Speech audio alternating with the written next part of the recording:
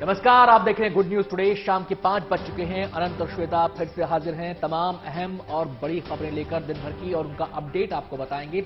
और इस बुलेटिन का जो मकसद है वो यही है कि अगर आपसे कोई खबर छूट गई है तो इस बुलेटिन के जरिए आप उससे बाखबर हो सके। बिल्कुल, तो जैसा कि अनंत ने बताया, इसलिए खबरों की हम शुरुआत करते हैं उन्हीं खबरों से जिससे आपका सरोकार है। आपको बता दें कि जम्मू कश्मीर में बर्फबारी शुरू हो चुकी है। कश्मीर घाटी में गुरुवार को दोपहर बाद अचानक बर्फबारी शुरू हुई। मौसम विभाग ने अगले 2 दिनों तक रुक रुक कर हल्की या फिर मध्यम स्तर की बर्फबारी की संभावना जताई है। आपको हम बता दें कि यानी कि कश्मीर में नए साल का स्वागत स्नोफॉल से होगा। आप देख सकते हैं तस्वीरों में किस तरह से लोग झूम रहे हैं, नाच रहे हैं और नए साल का स्वागत कर रहे हैं। आपको बता दें कि श्रीनगर और पहलगाम, साथ ही गुलमर्ग और गुरेज समेत घाटी के ज्यादातर इलाकों में बर्फबारी हुई है, जिसने यहां का नजारा पूरी तरह से बदल दिया है। और श्वेता, जो टूरिस्ट वहां पर पहुंचे हैं वो तो यही दुआ कर रहे थे कि नए साल के जश्न में बर्फबारी का रंग भी खुल जाए, और उनकी ये मुराद ऊपर वाले ने पूरी कर दी। हालांकि मौसम विभाग ने पहले ही अनुमान जताया था कि नए साल के आसपास यानी कि 30, 31 और 1 तारीख का जो ये तारीखें हैं, इनके दौरान बर्फबारी हो सकती है। हुआ भी वैसा ही। श्रीनगर में सीजन की पहली बर्फबारी हुई तो पर्यटक खुशी से झूम उठे। फिल्मी गीतों पर नाच गाकर उन्होंने अपनी खुशी का इजहार किया। सैलानियों पर मस्ती की खुमारी ऐसी छाई कि वो कुछ देर के लिए सब कुछ भूलकर इस माहौल में खो गए। बर्फबारी ने पूरी वादी को सफेद चादर से ढक दिया। सड़कें दिखनी बंद हो गई, गाड़ियों की छत पर बर्फ की मोटी परत जम गई, मगर सैलानियों का रोमांच कई गुना बढ़ गया। कई पर्यटक बर्फीली सड़कों पर सैर करते नजर आए। नए साल से ठीक पहले हुई ये बर्फबारी सैलानियों के लिए और साथ ही साथ इलाके के जो लोग हैं उनके लिए खुशियों की सौगात लेकर आई है, क्योंकि सैलानी यहां पर आए हुए हैं, टूरिस्ट यहां पर आए हुए हैं और इसी मुराद के साथ आए थे कि नए साल के जश्न के मौके पर बर्फबारी का नजारा देखने को मिले। और जो स्थानीय कारोबारी हैं वो इसलिए खुश हैं कि बर्फबारी के बाद यहां सैलानियों की तादाद आने वाले दिनों में और बढ़ेगी, जिससे उनका कारोबार और बढ़ेगा। कश्मीर में गुरुवार दोपहर के बाद मौसम का मिजाज पूरी तरह बदल चुका है। पूरे कश्मीर में हल्की बर्फबारी शुरू हुई है और जो आने वाले समय के साथ और तीव्रता और रफ्तार पकड़ेगी। दरअसल मेट डिपार्टमेंट ने इस बर्फबारी को लेकर भविष्यवाणी की थी और करीब 12 घंटे तक पूरे कश्मीर में ये बर्फबारी जो है जारी रहेगी, लेकिन श्रीनगर में इस मौसम की ये पहली बर्फबारी है। और कहीं ना कहीं कश्मीर आने वाले पर्यटकों और नए साल के जश्न में शरीक होने वाले लोगों के लिए कहीं ना कहीं ये अच्छी खबर है। कई सारे लोग पिछले कई दिनों से कश्मीर के अलग अलग पर्यटन स्थलों पर नए साल के जश्न के लिए पहुंच रहे हैं। उनके लिए ये अच्छी खबर है। न सिर्फ कश्मीर के पर्यटन स्थलों और पहाड़ी इलाकों में ये बर्फबारी हो रही है, बल्कि साथ ही साथ श्रीनगर में फिलहाल तापमान जो में स्थिरता है, लेकिन मौसम विभाग का कहना है कि आने वाले दिनों में इस बर्फबारी के बाद काफी तापमान में जो है गिरावट आएगी और श्रीनगर का तापमान -6 से -7 डिग्री तक पहुंच सकता है। कश्मीर का ये खूबसूरत नजारा आपने देख लिया, खुशी में झूमते सैलानी आपने देख लिया। अब आपको उत्तराखंड लिए चलते हैं, क्योंकि उत्तराखंड की वादियों में भी नए साल का जश्न मनाने के लिए भारी संख्या में लोग पहुंचे हुए हैं। उत्तराखंड के औली में मौसम ने अचानक करवट ली है और आसमान से रूईनुमा फाहों की तरह बर्फ गिरने लगी। औली पहुंचे सैलानियों की तो मानो मुराद पूरी हो गई, जैसे कश्मीर में हुई। औली में कल रात पूरी रात बर्फबारी होती रही और देखते ही देखते चारों तरफ बर्फ की सफेद चादर बिछ गई। आपको बता दें, ऊपरी औली में हल्की बर्फबारी के बाद 1 इंच तक बर्फ जमी है। पहाड़ों में कल हुई बर्फबारी के बाद एक बार फिर से जबरदस्त सर्दी पड़ रही है। इस बीच इस समय न्यू ईयर के सेलिब्रेशन के लिए औली में पर्यटकों का पहुंचना लगातार जारी है। यहां बर्फबारी का इंतजार खत्म हुआ तो जाहिर है कि इन खूबसूरत वादियों में नए साल के जश्न का माहौल भी बन चुका है। तो ये जितने भी हिल स्टेशन है, हर जगह के लिए जितने भी टूरिस्ट यहां पहुंचे हैं, उनके लिए ये गुड न्यूज है कि नए साल का स्वागत जो वो चाह रहे थे कि बर्फबारी से हो, स्नोफॉल से हो, तो जबरदस्त बर्फबारी हो रही है। और इन बर्फबारी के बीच ये तमाम टूरिस्ट जो है खूब मजे भी ले रहे हैं। औली की फिलहाल तस्वीरें दिखा रहे हैं जहां पर 1 इंच तक बर्फबारी हुई है और जिसके बाद एक परत से पूरी बर्फ की आपको हर तरफ जमी हुई नजर आएगी। और इसी के साथ ही नए साल का स्वागत अब होने वाला है। बस 1 दिन और उसके बाद नया साल दस्तक दे देगा और नए साल का स्वागत इस बर्फबारी के साथ तमाम वो लोग करेंगे जो हिल स्टेशन पर अभी मौजूद हैं।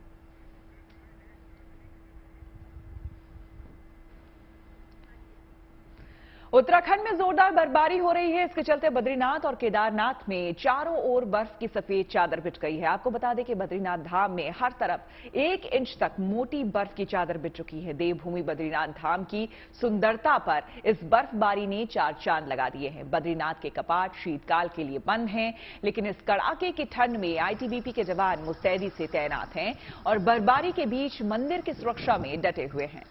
आपको बताया कि कुछ ऐसा ही नजारा महादेव के धाम केदारनाथ में भी देखने को मिल रहा है। केदार नगरी में भी बर्फ की सफेद चादर बिछ चुकी है। बाबा की नगरी में बर्फबारी शुरू हुई, पूरा केदारनाथ मंदिर परिसर बर्फ से ढक गया। केदार धाम में 1 इंच से ज्यादा बर्फ गिरी है। बर्फबारी के बाद यहां चल रहा दूसरे चरण का निर्माण कार्य थोड़ा सा उसमें रुकावट आई है। अब बर्फबारी का दौर यूं ही जारी रहा तो आने वाले समय में यहां चल रहे काम में बाधा आ सकती है। तो 2 तस्वीरें फिलहाल आपके सामने हैं। एक तरफ बद्री विशाल की तस्वीर और दूसरी तरफ केदार धाम। दोनों ही तस्वीरों में आप खूबसूरत नजारों का दीदार कर सकते हैं और ये खूबसूरती वैसे तो दोनों ही जगह जो हैं लोगों को अपनी तरफ खींचती हैं, आस्था के कारण भी और यहाँ के खूबसूरत नजारों के कारण भी। लेकिन बर्फबारी के बाद यहाँ की खूबसूरती में और भी इजाफा हो जाता है और 4 चांद खूबसूरती में लग जाते हैं। हालांकि नजारों को अपनी आंखों में कैद करने के लिए श्वेता यहां पर लोग मौजूद नहीं है क्योंकि शीतकाल के लिए दोनों ही धाम बंद है। लेकिन ये तस्वीरें जो आपके सामने हैं वो आपको घर बैठे सुकून दे रही होंगी। नए साल के स्वागत के लिए पर्यटन स्थलों और हिल स्टेशंस पर सैलानियों का जमघट लग रहा है। देश के तमाम टूरिस्ट डेस्टिनेशन नए साल के जश्न में डूबने को तैयार है। पहाड़ी इलाकों से लेकर मैदानी इलाकों तक नए साल के जश्न की तैयारी पूरी हो चुकी है। दार्जिलिंग की ये तस्वीरें बता रही हैं कि नए साल से पहले लोगों का जोश कितना हाई है। दार्जिलिंग की सड़कों पर पर्यटकों की भीड़ है। बाजार से लेकर दूसरे इलाके पूरी तरह पैक हो चुके हैं। आपको बता दें, ऐसी तस्वीरें राजस्थान के सवाई माधोपुर की है, जहां नए साल के पहले रणथंभौर नेशनल पार्क की रौनक दुगनी हो चुकी है। पर्यटक की भी जबरदस्त यहां पर भीड़ है। रणथंभौर में मौजूद हैं ये लोग और जीप सफारी का जमकर यहां पर लुत्फ भी उठा रहे हैं। इन तमाम इलाकों में लोगों की जबरदस्त भीड़ देखी जा रही है। पार्किंग, सड़कें और होटल पूरी तरह से फुल है। रणथंभौर नेशनल पार्क में अगले कई दिनों की ऑनलाइन बुकिंग फुल हो चुकी है। भीड़ का आलम यह है कि सैलानियों को जीप सफारी तक करने का मौका नहीं मिल पा रहा है।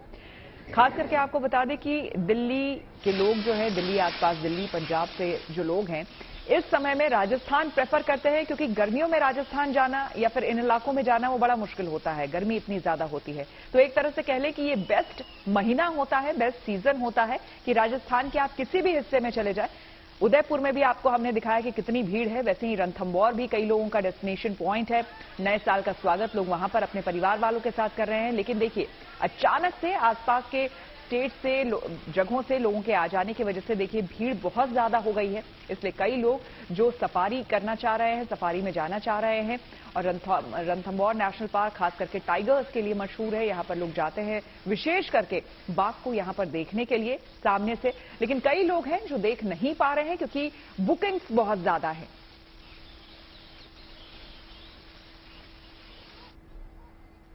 बढ़ेंगे आगे। आपको बता दें कि पीएम मोदी ने आज पश्चिम बंगाल को 7,800 करोड़ रुपए की परियोजनाओं की सौगात दी। उन्होंने वंदे भारत एक्सप्रेस ट्रेन को हरी झंडी दिखाई। पीएम मोदी वीडियो कॉन्फ्रेंसिंग के जरिए इस कार्यक्रम में शामिल हुए।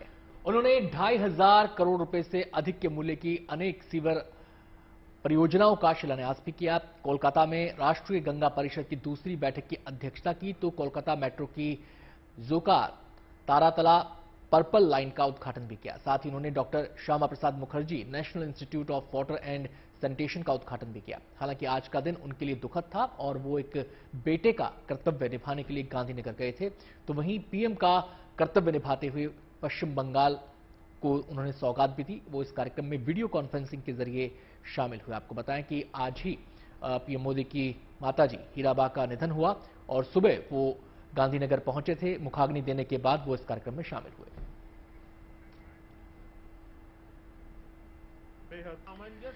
रुख करते हैं अगली खबर का। प्रधानमंत्री नरेंद्र मोदी ने गांधीनगर में आज अपनी मां हीराबा को अंतिम विदाई दी। हीराबा का अंतिम संस्कार आज गांधीनगर में किया गया।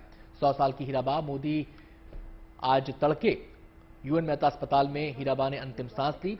सांस की तकलीफ के बाद उन्हें मंगलवार को अस्पताल में भर्ती कराया गया था। पीएम मोदी खुद उनसे मिलने पहुंचे थे। आज तड़के 3:30 पर उनके निधन की खबर आई। इसके बाद सुबह करीब 8 बजे पीएम अहमदाबाद पहुंचे। उन्होंने वहां मां को श्रद्धांजलि दी, उनकी अंतिम यात्रा में शामिल हुए और भाई के साथ मां को मुखाग्नि दी। मां को अंतिम विदाई देने से पहले पीएम मोदी ने ट्वीट कर उन्हें श्रद्धांजलि दी। पीएम मोदी ने लिखा कि मैं जब उनसे 100वें जन्मदिन पर मिला तो उन्होंने एक बात कही थी जो हमेशा याद रहती है, काम करो बुद्धि से और जीवन जियो शुद्धि से। उन्होंने लिखा कि शानदार शताब्दी का ईश्वर चरणों में विराम। मां, मैंने हमेशा उस त्रिमूर्ति की अनुभूति की है जिसमें एक तपस्वी की यात्रा, निष्काम कर्मयोगी का प्रतीक और मूल्यों के प्रति प्रतिबद्ध जीवन समाहित रहा है। आखिरी शख्स को मुख्य धारा में बढ़ेंगे अगली खबर की ओर। आपको बता दें, खिलाड़ी के रूप में रिकॉर्ड 3 बार विश्व कप जीतने वाले ब्राजील के फुटबॉल स्टार प्लेयर पेले ने आज दुनिया को अलविदा कह दिया। 82 साल की उम्र में आज उनका निधन हो गया। उनकी बेटी ने इंस्टाग्राम पोस्ट के जरिए ये जानकारी दी। फुटबॉल की दुनिया में पेले को जो रुतबा हासिल है वो किसी और फुटबॉलर के पास नहीं है। उनकी जादूगरी कुछ ऐसी थी कि फीफा ने उन्हें द ग्रेटेस्ट के खिताब से नवाजा था। पेले को दुनिया के सबसे महान फुटबॉलर्स में गिना जाता है। पिछले कुछ समय से वो हॉस्पिटल में भर्ती थे। 20वीं सदी के महान फुटबॉलर पेले को कोलन कैंसर था। कुछ दिनों पहले ही ब्राजील के महान फुटबॉलर पेले ने अर्जेंटीना के लियोनेल मेसी को विश्व कप जीतने की बधाई दी थी। उनके चाहने वाली हस्तियां आज उन्हें लगातार श्रद्धांजलि दे रही हैं। आपको बताएं, अपने पूरे फुटबॉल करियर में पेले ने 1200 से ज्यादा गोल दागे थे। इन्हीं से आप अंदाजा लगा सकते हैं कि कैसे वो फुटबॉल के जादूगर थे।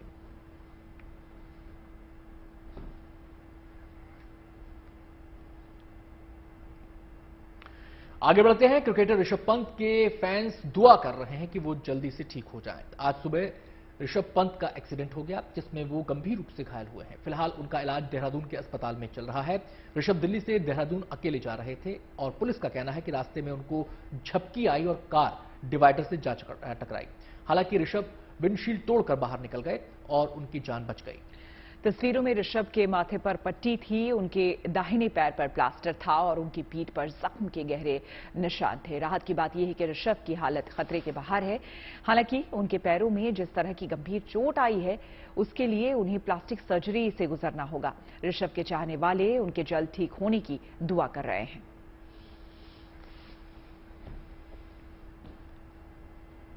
बढ़ेंगे आगे।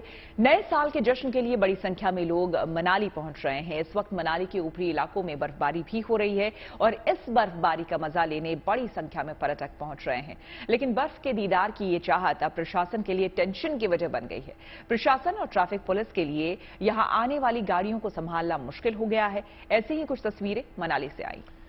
मनाली में गाड़ियों को संभालना कुछ घंटों के लिए दूभर हो गया। हुआ ये कि हिमाचल में साउथ पोर्टल पर भीड़ और बर्फबारी की वजह से अचानक अटल टनल के नॉर्थ पोर्टल की गाड़ियां फिसलने लगी।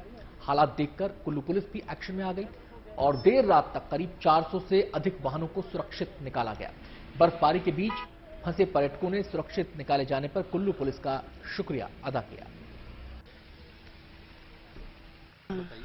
हाँ, आधा किलोमीटर चलने के लिए हमको 4 घंटे लग गए। बस जैसे एक पल के लिए एक हम ऐसे चल रहे थे कि पता नहीं अब आगे क्या होगा, आगे क्या होगा। एक फीलिंग थी, डर भी था और बहुत ज्यादा एक्साइटमेंट भी थी कि अब पता नहीं ये कब खुलेगा, नहीं खुलेगा। तो वो सब एक बहुत सारी भावनाओं के साथ हमने वो 4 घंटे निकाले हैं। पंजाब के फरीदकोट जिले में एक साधारण परिवार में बेटी पैदा होने का अनोखा जश्न मनाने की तस्वीरें सामने आई हैं और ये जश्न की तस्वीरें काफी चर्चा में रही हैं। परिवार वाले नवजात बच्ची को फूलों से सजी कार में लेकर घर आए और रास्ते में लोगों को लड्डू भी खिलाए। परिवार ने कार पर पंजाबी में एक संदेश भी लिखा कि बेटी भी भगवान की देन होती है। बिल्कुल जैसे शादी वाली डोली सजाई जाती है वैसे ही कार को फूलों से सजाया गया। घर पहुंचते ही पैसे वाला हार पहनाकर उसका गृह प्रवेश कराया गया। परिवार के लोगों का कहना है कि हमारा संदेश है कि बेटियों का भी सत्कार करो, बेटियों को भी खूब पढ़ाओ लिखाओ। बेटियां आज देश का नाम रोशन कर रही हैं और बेटियां चांद पर जा रही है। जाहिर है अगर समाज बेटी पैदा होने का जश्न इसी तरह मनाने लगे तो बदलाव दिखने लगेगा। तो बेहद खूबसूरत तस्वीर फरीदकोट से, जहां पर बेटी के जन्म होने पर देखिए कार को किस तरह से दुल्हन की तरह सजाया गया है। ठीक शादी के लिए जिस तरह से कार निकलती है वैसे ही इस कार को भी सजाया गया। और बेटी को जब ये परिवार घर लेकर के आ रहा था तो पूरे रास्ते लोगों को मिठाइयां बांटता हुआ आया। और बच्ची के आने के बाद देखिए कैसे पैसों के हार पहनाए जाते हैं। जब शादी के बाद लड़की घर आती है, ठीक उसी तरह से इस बच्ची को भी पहनाया गया और लोगों को इससे एक मैसेज देने की कोशिश।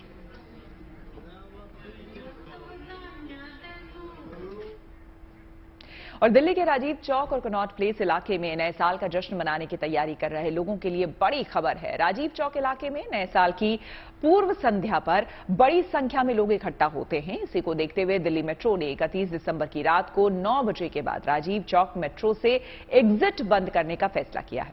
हालांकि लोगों के लिए एंट्री खुली रहेगी। दिल्ली के राजीव चौक मेट्रो स्टेशन से आखिरी ट्रेन के छूटने तक यात्रियों की एंट्री होगी। डीएमआरसी ने इस बात की जानकारी दी है। बता दें कि कनॉट प्लेस में 31 दिसंबर रात 8 बजे के बाद गाड़ियों की आवाजाही बंद रहेगी। सिर्फ लेवल लगे वाहनों को ही आने की सुविधा होगी। नए साल को ध्यान में रखते हुए दिल्ली पुलिस भी एक्टिव मोड में है। हर साल की तरह इस बार भी न्यू ईयर के मौके पर दिल्ली पुलिस का भारी बंदोबस्त रहेगा। लोगों को कोरोना की गाइडलाइंस का पालन करना होगा। दिल्ली पुलिस की माने तो 16,500 से ज्यादा पुलिसकर्मी पूरी दिल्ली में सुरक्षा के लिए तैनात रहेंगे। वहीं 1,000 ट्रैफिक पुलिसकर्मी और 20 कंपनी फोर्स अलग अलग इलाकों में तैनात रहेंगे।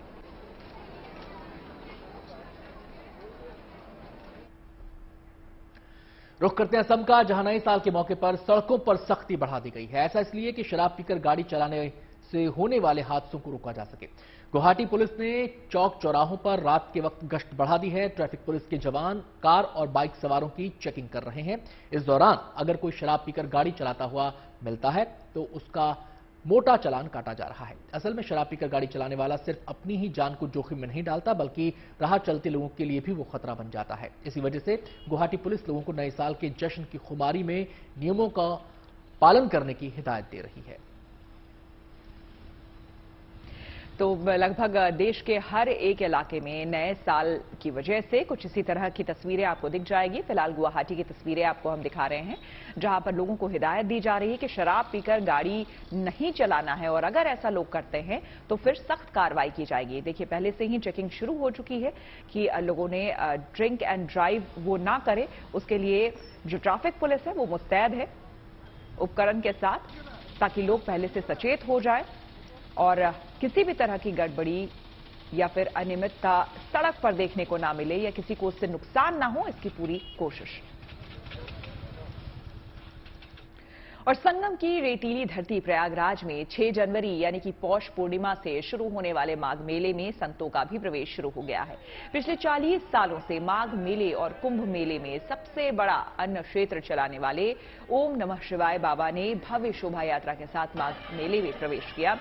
शोभा यात्रा में बड़ी संख्या में श्रद्धालु शामिल हुए। इसके साथ ही जुलूस में अन्न क्षेत्र में जिन बड़ी बड़ी कढ़ाइयों में भोजन तैयार होता है उनकी भी पूजा की गई। गऊघाट स्थित आश्रम से परेड मैदान तक निकाली गई भव्य शोभा यात्रा का जगह जगह पुष्प वर्षा कर स्वागत किया गया। ओम नमः शिवाय बाबा के मुताबिक अन्न क्षेत्र में पूरे माघ मेले के दौरान गरीबों को निःशुल्क भोजन मिलता रहेगा। उनके मुताबिक माघ मेले में 3 स्थलों पर संगम मार्ग, किला चौराहा और परेड में 24 घंटे अन्न क्षेत्र चलता है। यह अन्न क्षेत्र महाशिवरात्रि के पर्व तक इसी तरह चलता रहेगा।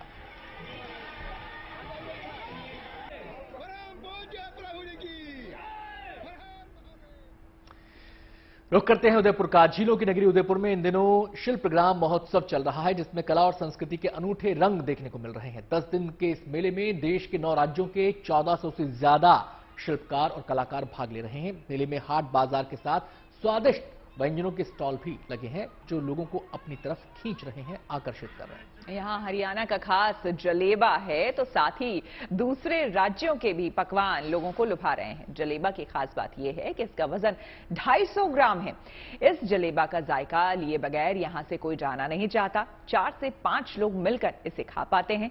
इस मेले में उदयपुर के लोगों के साथ साथ पर्यटकों का भी जमावड़ा लगा हुआ है। सुबह 11 बजे शिल्पग्राम में मेला शुरू होता है, जो रात करीब 10 10 बजे तक चलता है। तो आपको बता दें कि उदयपुर, जिसे झीलों का शहर भी कहा जाता है, इस वक्त पर्यटकों से गुलजार है और जहां पर शिल्पग्राम चल रहा है, जिसकी वजह से अलग अलग क्षेत्रों से, अलग अलग राज्यों से आए लोग अपने अपने जगहों के जो व्यंजन हैं, उनके स्वादिष्ट व्यंजन, वो भी लोगों के सामने रख रहे हैं, पर्यटकों के सामने, जिसका पर्यटक खूब लुत्फ भी उठा रहे हैं। और जम्मू कश्मीर के सांबा जिले में इन दिनों उत्सव का माहौल है। सांबा जिले के बगवाल में स्थित ऐतिहासिक नरसिंह मंदिर में रथ घड़ा मेला पारंपरिक उत्साह और उल्लास के साथ चल रहा है। मेले में बड़ी संख्या में लोग हिस्सा ले रहे हैं। यहां आने वाले लोग मंदिर में नरसिंह भगवान के दर्शन करते हैं और फिर मेले का मजा लेते हैं। मेले के सिलसिले में मंदिर को फूलों और रोशनी से भव्य तरीके से सजाया गया है। पौराणिक कथा के अनुसार मंदिर में विराजमान नरसिंह भगवान और मां अन्नपूर्णा का कृषि के लिए बहुत महत्व माना जाता है। किसान जब भी अपनी फसल बोते हैं तो नरसिंह भगवान के नाम से अच्छी तरह तैयार खेतों में बीज डालते हैं। इसके अलावा अनाज की कटाई के बाद इसका कुछ हिस्सा नरसिंह जी के मंदिर में चढ़ाया जाता है। माना जाता है कि रथखड़े के दिन सूर्य का रथ कुछ पल के लिए रुकता है, जो ऋतु परिवर्तन का प्रतीक कहलाता है। इस मान्यता पर जहां मेले का आयोजन प्रतिवर्ष होता है, इसमें पंजाब और हिमाचल से भी आकर लोग हिस्सा लेते हैं। स्थानीय लोग यहां स्टॉल लगाते हैं और हाथ से बने ऊनी गर्म कपड़े बेचते हैं। ऊनी सामान की बिक्री के कारण इस मेले को लोई मेला, कंबल मेला और पहाड़ी मेला भी कहते हैं।